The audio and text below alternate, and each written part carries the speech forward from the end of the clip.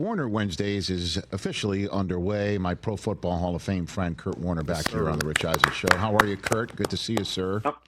I'm good, buddy. How are you? I'm fine. Let's just quickly start with, listen, I know there's an 0-7 team that in the Jets that's no longer 0-7, but Justin Fields to do what he did after the way we saw him in London and to hear what the owner of the Jets said, for him to just get out of bed, and complete a pass without Josh Reynolds, without Garrett Wilson. I want to give you the floor on what you saw on film or what you saw with your own two eyes, and leave it at that. Yeah, Kurt, I think the biggest thing is just he continues to impress me with the individual that he is. Still a long way to go from a quarterback standpoint. I don't think anybody's questioning that, but I'm with you. He was vulnerable on the mic after the game on how tough last week was. I know initially he said he didn't really hear the comments, but regardless, to have an owner come out and say those things, and I think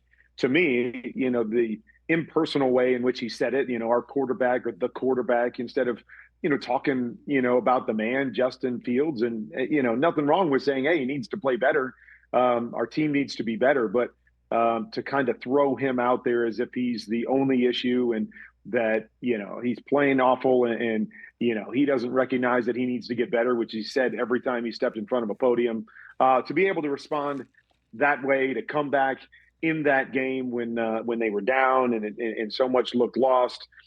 Just a tip of the cap to him, just again, by the way he handled it as a man, first and foremost, and then the way that he just keeps battling. And, it was fun to see because I just thought it was a, awful situation a week ago, and it's always tough. We understand the quarterback position will always take more scrutiny when you're not winning, and everybody will put a magnifying glass on everything that you do. That's part of it. But just, I thought there were some unfair comments, and for him to handle it the way that he did, both ways was really impressive. And I think everybody was cheering for him and cheering for them to get that win. Well, I guess except Bengals fans at the end, right? Well, yeah, except Bengals. Right. Okay. Well, Right. That goes without saying. I figured I'll just say it anyway. But confidence is kind of a fickle beast, Kurt, because last week you're like, Tua's confidence is gone. And then 4 touchdown passes later, now, we're saying, hey, let's see what he looks like against Lamar and the Ravens, whose confidence is back. And now Lamar is going to be back on Thursday night, right? And, and so it really is amazing how it comes and it goes. Our radio audience is just about to begin as well. But I will ask you this.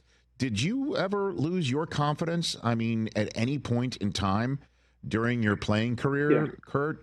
Because, again, it's just amazing how this position is so reliant on it, and you'd think the quarterbacks have it. We're back on the ESPN radio feed presented by Progressive Insurance. I just asked you, Kurt Warner, have you ever lost your confidence at any point in your career? I never did, but there were definitely times where I questioned what I was doing because, there's times you go through stretches. I remember kind of my last year, starting with the Rams, started, 6 or 7 games, that season before an injury. And it was like 3 touchdowns and like 11 interceptions in that short period of time. And, I would go back and I would watch the tape and I would go, okay, what could I have done different? Should I have done something differently? If I was doing this all over again, or if I was somebody that was, not in my shoes and just watching this, would I tell my quarterback to do something different? And, obviously there were times that obviously you go, yeah, it's a dumb decision. But for the most part, it was just like, this is crazy. I'm completing almost 70% of my passes, 7 out of every 10 passes. It just seems like every time I make a mistake, it's an interception. And, I've dealt with the same thing with my son, EJ, is that, man, he can play great football and we can talk about it. And then he's like, Dad, but every time one thing goes a little bit off, instead of the ball hitting the ground, it finds its way into the hands of the opponent. And so I've gone through stretches like that where you struggle with, why is this happening? And how is this happening? And is there really something I could do differently? And every time I went back and studied myself, I always came to the same conclusion, is that sometimes things just don't bounce your direction, whether that's, a little bit something off with your communication with your wide receiver, or every time the ball's tipped, it gets intercepted instead of hitting the ground, or you're anticipating something and the defense does something a little bit differently that you don't really know until you throw the football. And so there's just so many things that go into it, and I think that's part of that confidence thing, is you have to be able to realistically go back and watch what you're doing. And when I say realistically, you have to be able to say, you know what, that was a bad decision, and this is why that's a bad decision, and you have to avoid that decision. And then on the other side, you have to be able to go, you know what, I would do that every single time. And I know it didn't work out there, and I know it ended up in the hands of the opponent, but that's how I've always played, and I understand why I did it, and I would do it again. And so you have to be able to go out there and go, I'm not going to worry about that part of it. There's just so many different aspects that go into it, because, you can talk about, I was talking about the interceptions that happened in the Monday night game, and late in the game, Marcus Mariota throws an interception as they're trying to come back. And, there's things like that too, where it's like, I would never make that throw in a regular situation. But when I'm down 2 touchdowns late in the game, I've got to put the ball in harm's way a little bit more and try to make a tight throw a little bit more than I would otherwise. So you also have to take into consideration the situational football and what was presented to you. And so I think there's so many elements that go into it. But if you don't have a realistic viewpoint of what you're doing right and what you're doing wrong, I think it's easy to get kind of mixed up and mess with your confidence, either being overconfident, thinking, oh, it doesn't matter, just keep doing what you're doing. That can't always be the right decision. And then other times to get tentative when you really shouldn't be tentative, and you've got to just let it rip and play because you're not necessarily playing bad football. Kurt Warner here on the Rich Eisen Show, my NFL Game Day morning compadre, and also QB Confidential is his spot on YouTube. Check it out. It will make you smarter. Listen, in terms of all impressive performances, let's hit Jordan Love here. You just got to sit here and wonder, Kurt, when he's sitting there waiting for Rodgers to be done with his job, essentially, right? I mean, it's just one way to put it, right? Mm-hmm. Waiting for his shot, waiting for the time where they were going to turn to him. He had to think to himself, at some point, I'm going to start here. At some point, Rodgers is going to go somewhere and still be the Hall of Fame Aaron Rodgers, and I'm going to maybe play against him. I'm going to be on the same field as him. And for him to have that opportunity on Sunday Night Football and come up with a 360-yard, 3-touchdown, no interception performance that included 20 straight completions to make him, as he was just named 20 minutes ago, NFC Offensive Player of the Week. What a dream come true for him, right? Honestly. No doubt about it. And I tell you what was most impressive to me was the way that he played that game. If there's been one thing that we talked about with Jordan Love, I talked about it with him, on our sit down on game day morning, just about the gunslinger mentality, is that he's kind of got that gunslinger mentality. Like, I can make the big throw and I can make the big play. And there's been stretches in his career where he's tried to do that and force some balls and thrown some interceptions. And so here he is on the biggest stage, in this moment, like you're talking about, wanting to show everybody, hey, the Packers made the right decision at that time to go with me, all of that stuff. And I thought he played so well with it. I mean, there were even times in this game where I thought, man, why didn't he push that down the field? Like, I thought he had an opportunity, yet he was playing a very intelligent, smart football game. He didn't let the hype, and he didn't let all of this, I got to outperform Aaron Rodgers, and I got to show people on a big stage, all of that stuff. It was, no, I just need to go out and play the perfect game for my team. And he was taking checkdowns and taking the shorter throws and not forcing things down the field for the most part. And so I was just really impressed with the maturity on that side of it, because I've been in those situations where you want to go out and you want to throw for 360 yards and 3 touchdowns, and you want to do it in wow fashion, and you want to make big play after big play, and you can get outside yourself at times. And I thought he handled that game perfectly, made the throws he was supposed to make, didn't put the ball in harm's way, didn't try to do too much. And in doing that, he shined brighter than anybody else on the field. And then in terms of Rodgers, I mean, we established on NFL Game Day morning this Sunday, for those who missed it, you, Kurt, were showing some wow throws from Rodgers that looked like he's turning back the clock. And he's also moving out of the pocket in those same ways That said, just struggling in the red zone, the high red zone. Yeah. And what ails the Steelers offense right now, Kurt? I mean, what ails them for me is playing on schedule and on time. And, whether that's just looking at the weapons and the offense and being able to create some easy opportunities within structure and within their scheme. I think Aaron continues to be a little uncomfortable in the pocket. What I showed on Sunday was a couple of those big throws from inside the pocket that I hadn't seen earlier in the year. And it was kind of like, man, you're hoping that maybe he's getting more comfortable with his guys and in this offense, so he's more comfortable in the pocket. But I think there's some missed opportunities on schedule. I think there's some lack of opportunities on schedule. And so a lot is falling on Aaron to have to be more creative or, forcing him to be more impatient in the pocket and want to get out of the pocket, and where he's been really good, whether it's the design naked bootlegs or whether it's him creating on the out of the pocket. He's been really good in that facet. I just think they have to get better on schedule. That's Aaron starting, being comfortable and making some of those reads and throws, and it's scheme wise and it's player wise creating some opportunities on schedule, because it's just, I don't care who you are, doesn't matter what player you are, trying to live in an off schedule world in the NFL does not work very often. They can work 3 or 4 times a game and it can be great, but it is hard for it to work for 60, 65 snaps a game for 60 minutes. So they've got to get better on schedule in their passing game. It's Kurt Warner Wednesday right here on the Rich Eisen Show. All right, Kurt, you saw and called the first Chiefs game of the year. I was next to you. You saw and called the latest Chiefs game. I imagine it's Kevin Harlan sitting next to you for the national radio call. I don't think there's any question the Chiefs have turned the corner. It's now about how far they're going to go. And what a big game this Sunday against the Bills. Walk me through how you see the 10th all-time meeting between Mahomes and Josh Allen going and how they need to play to win. Kurt. Yeah, I'm with you on the Chiefs. They're just back to doing what they've been doing for the last couple years.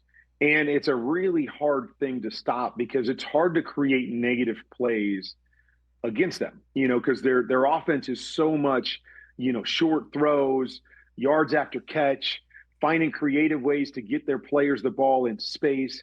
And so if you can't get them in negative situations where you force them to have to hold the football and throw it down the field, they are a tough team to stop because, Patrick's as good as anybody at dealing the football and creating positive plays when there's not a lot there. I'll even say this, is that I don't think Patrick is playing his best football yet. Now, he's playing great off schedule, but in that game on Monday night, I thought there was a number of opportunities in front of him, within the scheme of the offense that he missed. But, the offensive line gave him time. And when you give him time, there's nobody better off schedule than Patrick Mahomes. And I feel like a lot of this season, he's been playing more off schedule than on schedule. And part of it was because of the issues early on and the lack of comfort with the guys around him. But, that's the amazing thing, is that they're playing well. And, Patrick's playing great, off schedule, and those guys work so well together. They got their weapons back.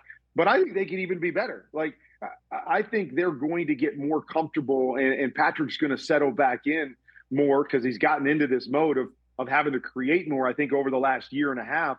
And it's taken him a little bit away from, some of the things that he does really well in terms of processing and seeing and getting the ball out on time, that I think this team can get even better than they are right now. And so it's pretty amazing with what we saw week 1 in Brazil to the way that they flip things now. And I think most people see them as the team to beat in the AFC, even though they just, snuck into the playoff picture.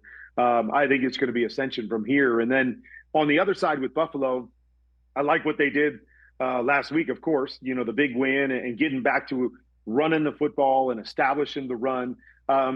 Josh is another guy that I believe is playing too fast this year. I think Josh is awesome when he plays on schedule and in the pocket, and he settles in the pocket and reads it and throws it.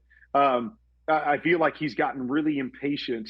And again, is it the weapons on the outside and the lack of, the ability to create separation? But there's often times where you'll see him drop back, and it's almost as soon as his back foot hits on the top of his drop where he's moving and his feet go sideways and he's looking to run or get on the move instead of letting the play work for him. And so I think he's got to do the same thing. He's got to settle back in and trust the offense in front of him. I think part of that is, getting back to running the football, which made them so good a year ago, that it wasn't all about Josh Allen making plays. But yeah, I think he's got to slow things down a little bit and get back to playing some of that MVP football that we saw a year ago. Who was the quarterback when you were playing, Kurt, that you knew leading up to the week, I need to have my best game, period, end of story, because I know he is too, in the same way that potentially both Allen and Mahomes are thinking about this week? Who was that guy for you, Kurt?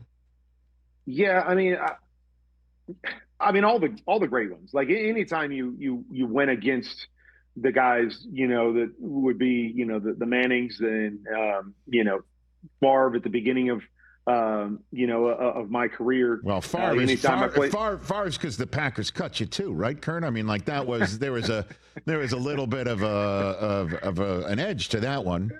Technically, always an edge to that one. I want one. I want one. Like one guy that you knew, because honestly, Allen and Mahomes know right now, with all due respect to everyone else. Yeah. I mean, Lamar's maybe another one. Yeah, in the AFC, I just don't know if I had. There was I don't know if I had a matchup like that. I mean, for me, it was more certain defenses. And so for me, it was like when I went up against Tampa's defense, that I knew that the only chance we had to win was if I played, my best game. And, that was to me more the matchup. I didn't have a Brady Manning type matchup or, like you're talking about Mahomes against Allen. Right. I didn't have something like that was ongoing necessarily in my career, especially as I bounced to some different teams. So me, it was, like I said, any great quarterback coming in, you knew you were going to have to play well. But for me, because of the style that we played, I think it was more, okay, the great defenses, and specifically that Tampa defense, when I played against them, I knew that was the game I had to lock in and knew I had to play well if we were going to win. So it was more Saps, Brooks, Lynch, Barber than Sean King. Yes. Okay. yeah, definitely okay. In that situation. Poor Sean King. I'm dragging Kurt down to my level, right? Just Sean King somewhere going, wait a minute. Yeah, a needless what's that all about? Yeah, how'd I get into this, That's right? That's right. My name get dropped. Oh, man. Listen, we always talk about quarterbacks under pressure here, Kurt, right? And my philosophy is a quarterback most under pressure is when, A, he's got to prove something, to B, save his job. That there potentially might not be another year. I don't know if that's the case for J.J. McCarthy, because the Vikings have clearly committed to him by not giving Sam Darnold, I guess, the term in dollar, or Daniel Jones, and that's the conversation we're seeing. And Sam's 5-2, and Daniel Jones is 7-1. That's the backdrop here of him coming back and now taking the Lions. What's your expectation and 2 cents of advice you have for McCarthy, Kurt, do you think here? Well, it's such a unique situation, Rich, because we often know that, when a young guy gets drafted high and often in the first round with a team, the team's not usually very good. And so you get that year, maybe like a Caleb Williams or a Drake May, you get that year to, go through your own growing pains and, to struggle through some things and learn and grow as a quarterback in the NFL. And, the unfortunate thing with JJ was that this team won 14 games a year ago, and they got rid of the quarterback that won 14 games, and they put their trust in you. And so we don't give this kid's got no chance to have a year of growing pains, because we know what this team was a year ago, and all they've changed, so to speak, is the quarterback. And so all this pressure is on him to have to play really, really well right off the bat. And so I don't look at it that way. I don't come into this and say, man, I expect JJ to go through some growing pains. I expect him to go through some of those rookie issues that I saw, quite frankly, first couple games when he played. For Kevin O'Connell to have to make some adjustments on how he calls a game, that it can't be, he's so used to it being QB centric and around Justin Jefferson and throwing the football and doing all of that.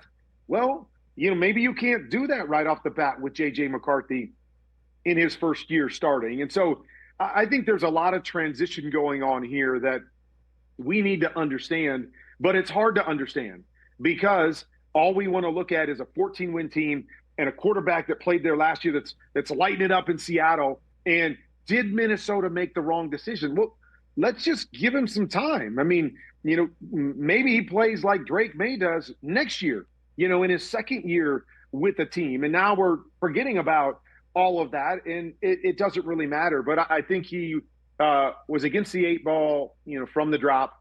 I think he's got room to grow and a ways to go before we can really know who he's going to be at this level. But you're exactly right. There is pressure on him because of all the things that I talked about. And to me, it's undue pressure to expect him to step in his first year and just, pick up where Sam Darnold left off last year. But that's how we're going to continue to look at it, one way or another, whether JJ becomes, a great player or not. Right now, this is the narrative. Or if he doesn't become a great player in this league, we're going to look back at this moment, and talk about what did Minnesota do, and did they make the right decision, and all of those different things. But I just feel like he's in a really, really tough spot, and was from the get-go this year, because any first-year starting quarterback to have that kind of pressure on him is just an unfair proposition. In the final minute with you, Kurt, my usual question: who wins the best All-22 Tape of the Week award from Week 8? From you, is it Jordan Love? Was it Jordan we talked about Jordan Love. He would have definitely been up there, but I would actually put Bo Nix up there. Now, caveat is he played against Dallas's defense, so I'm not sure they covered anybody all day long. Oh boy!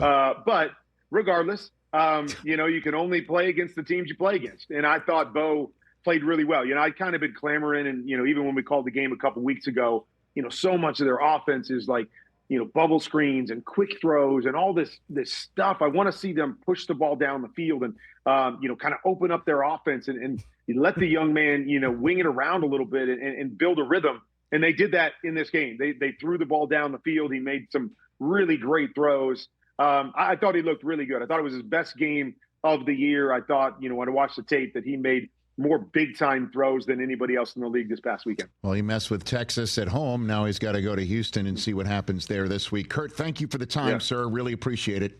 You're the best. All right, buddy. See you this weekend. See you this week. And QB Confidential, everybody check it out on YouTube. That's Kurt Warner in his usual Wednesday spot. Hey, you made it all the way to the end. Thanks for that. Check us out every single day streaming live on Disney Plus and the ESPN app, 12 to 3 Eastern.